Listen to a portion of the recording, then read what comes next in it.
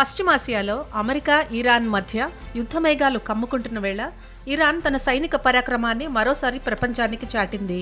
అమెరికాతో ఉద్రిక్తతలు తీవ్రస్థాయికి చేరుకున్న సమయంలో Islamic revolutionary guards underground missile బేస్ను ఆవిష్కరించారు. ఇరాన్ సైనిక దళాల అధిపతి మౌసవి బుధవారం ఈ కేంద్రాన్ని సందర్శించి క్షిపణి యూనిట్ల యుద్ధ సన్నద్ధతను స్వయంగా పరిశీలించారు. ముఖ్యంగా ఇరాన్ తన సైనిక సిద్ధాంతాన్ని రక్షణ నుంచి దాడుల శైలికి మార్చినట్లు మౌసవి ప్రకటించడం అంతర్జాతీయంగా సంచలనం రేపుతోంది. గత ఏడాది ఇజ్రాయెల్తో జరిగిన 12 రోజుల యుద్ధం తర్వాత ఎదురుదాడి చేయడమే కాకుండా శత్రువుపై మెరుపు వేగంతో విరుచుకుపడేలా తమ క్షిపణి సామర్థ్యాన్ని పెంచుకున్నట్లు మౌసవి తెలిపారు.